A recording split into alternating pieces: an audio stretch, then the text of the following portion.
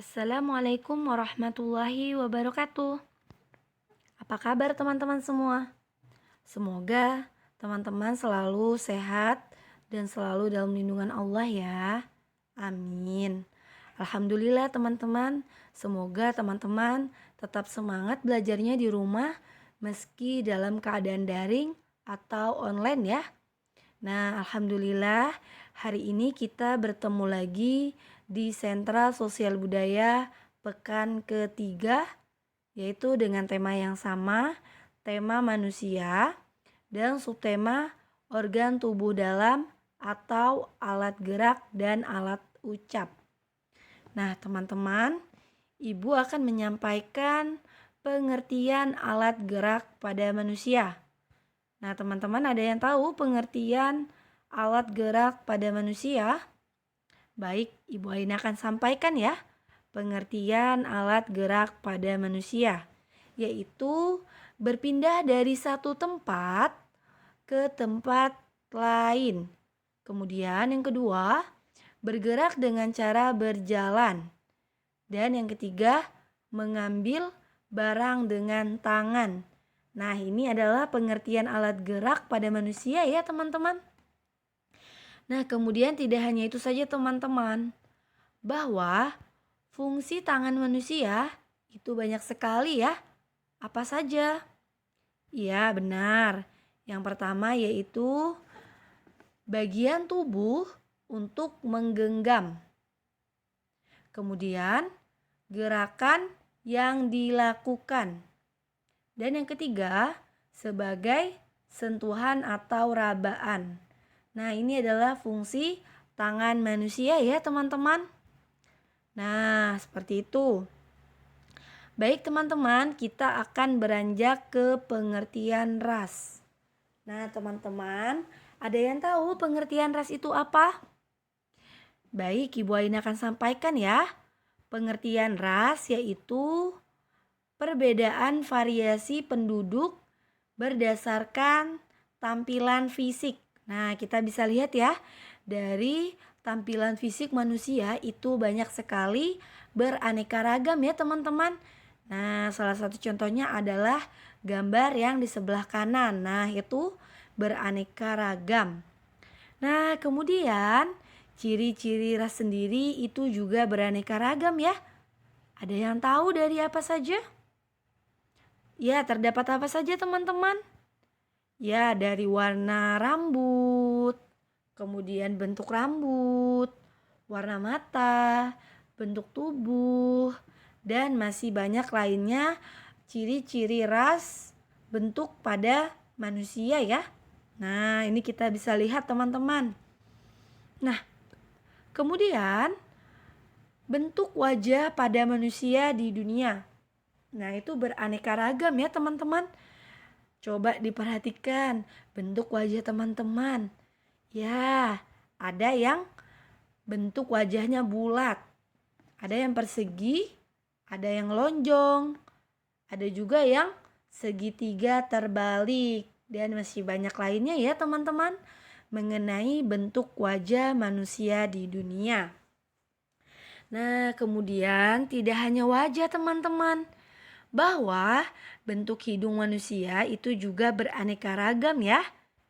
Ya, yang pertama ada yang hidungnya mancung, hidungnya pesek, ada juga hidungnya yang runcing dan masih banyak lainnya. Nah, seperti itu ya teman-teman mengenai bentuk hidung pada manusia.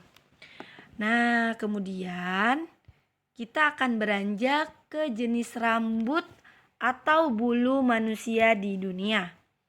Nah, ada apa saja jenis rambut atau bulu pada manusia teman-teman? Ya, salah satu contohnya ada rambut, alis, bulu mata, kumis, jenggot, kemudian masih banyak lainnya ya. Ada bulu tangan, bulu kaki. Nah, Masya Allah. Ternyata banyak sekali ya jenis rambut atau bulu manusia di dunia ya teman-teman. Nah, seperti itu. Dan masih banyak keanekaragaman pada tubuh manusia. Nah, baik teman-teman, kita akan beranjak ke beragam kebudayaan khas di Indonesia. Nah, teman-teman, ada yang tahu keragaman budaya khas di Indonesia? Ya, Ibu akan sampaikan ya. Beragam kebudayaan khas di Indonesia. Salah satu contohnya ada apa saja? Ya, ada rumah adat. Kemudian yang kedua, ada pakaian adat. Kemudian yang ketiga, ada lagu daerah. Dan yang terakhir ada tarian adat. Nah, ini ya teman-teman. Nah, banyak sekali keanekaragaman di Indonesia. Salah satu contohnya apa Ibu Aina? Ya, salah satu contohnya adalah beragam rumah adat di Kalimantan. Nah, ini kita bisa lihat ya. Salah satu contohnya adalah rumah Lamin di Kalimantan Timur. Kemudian yang kedua, rumah Banjar di Kalimantan Selatan. Nah, kemudian masih banyak keanekaragaman rumah adat di Kalimantan ya teman-teman. Nah, kita bisa lihat di sini ya. Ada di Kalimantan Tengah, Kalimantan Utara. Kemudian di Kalimantan juga ada di Kalimantan Barat. Nah, ini bernama Rumah Istana Kesultanan Pontianak. Nah, ini juga beragam rumah adat di Kalimantan. Nah, kemudian tidak hanya di Kalimantan saja ya teman-teman. Nah, bahwa keragaman rumah adat itu salah satunya juga di Sulawesi. Nah, iya benar. Bernama Rumah Tongkonan. Nah, ini Sulawesi Selatan ya. Kemudian Rumah Istana Buton di Sulawesi Tenggara. Nah, ini adalah beragam rumah adat di Sulawesi. Nah, jadi teman-teman sudah tahu ya bahwa banyak sekali keanekaragaman di Indonesia. Jadi tidak hanya di Kalimantan saja, tetapi sampai Sulawesi dan wilayah lainnya ya.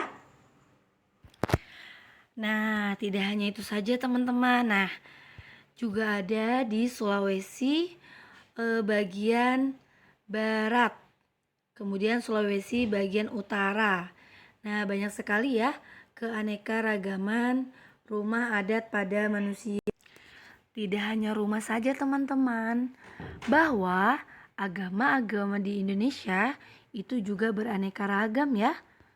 Nah, teman-teman ada yang tahu agama-agama di Indonesia itu apa saja? Ya, benar. Salah satu contohnya adalah agama Islam ya. Nah, karena kita orang Islam, kita harus tahu ya agama kita apa. Kemudian agama Kristen, Protestan. Kemudian agama Katolik. Nah, ini adalah agama yang ada di Indonesia. Kemudian tidak hanya itu saja teman-teman, bahwa agama-agama di Indonesia itu juga ada agama Hindu. Kemudian agama Buddha. Dan yang terakhir ada agama Konghucu. Nah, Masya Allah, ternyata banyak sekali keanekaragaman di Indonesia ya. Dari rumahnya, kemudian pakaian adat, lagu daerah, dan sampai agamanya beragam ya teman-teman. Nah, teman-teman, baik, Ibu akan lanjutkan. Untuk tugas pekan ini, teman-teman membuat satu tangkai rumah adat. Nah, nanti teman-teman boleh menggambar satu rumah adat yang ada di Kalimantan atau Sulawesi. Kemudian nanti teman-teman gunting-gunting dan ditempelkan di tangkai ya. Nah, pastikan rumah adatnya sudah dalam keadaan diwarnai ya teman-teman. Nah, seperti itu. Kemudian tugas kedua, teman-teman menuliskan 2 rumah adat di Kalimantan, dan 2 rumah adat di Sulawesi. Nah, kemudian yang terakhir, menuliskan 3 agama di Indonesia. Nah, baik teman-teman, semoga apa yang Ibu Aina sampaikan teman-teman dapat mengerti dan memahami. Semangat belajar ya teman-teman. Sampai jumpa. Assalamualaikum warahmatullahi wabarakatuh.